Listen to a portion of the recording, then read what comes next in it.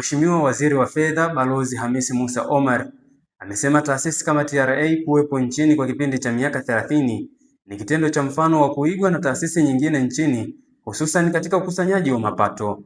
Aidha, amesema kwamba kazi hiyo ilianza katika awamu ya pili ya Rais Ali Hassan Mwinyi mwaka 1996. Mheshimiwa Rais, miaka 30 sio kipindi kidogo, na kwa taasisi kama TRA uwepo wake miaka yote hii 30 imekuwa ni taasisi ya mfano na imetuheshimisha kama taifa kwenye ukusanyaji wa mapato.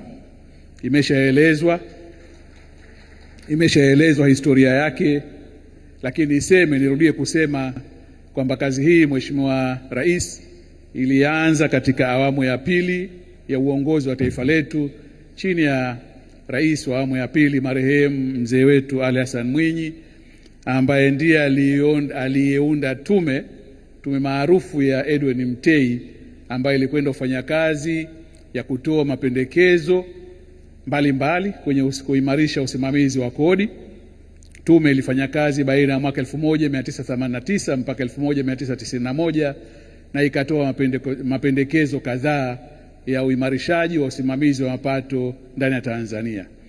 Moja ya pendekezo hilo ilikuwa ni kuunganishwa kwa idara zilizokuwa chini ya Wizara ya Fedha, wakati huo zikisimamia mapato: idara ya forodha na ushuru, idara ya kodi ya mapato na idara ya sales tax, kodi ya mauzo, ambazo hatimaye zikuja kuunganishwa mwaka 1995 kuwa mamlaka ya mapato, na ikaanza kazi rasmi tarehe 1 Julai mwaka 1996.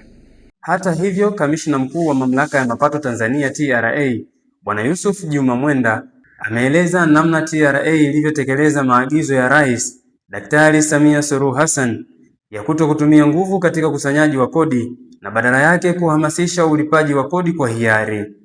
Leo ninayo furaha kwamba katika kipindi cha miaka miwili tumejitahidi sana kutekeleza maagizo yako kwa vitendo, na matunda yake yamedhihirika kupitia ongezeko kubwa la makusanyo ya kodi bila ya matumizi ya nguvu au njia nyingine ambazo sio rafiki kwa walipa kodi. Na tumefanya haya kwa kutumia 4R ulizotuagiza tuzitumie. Edgar Mbigili, Thin Media.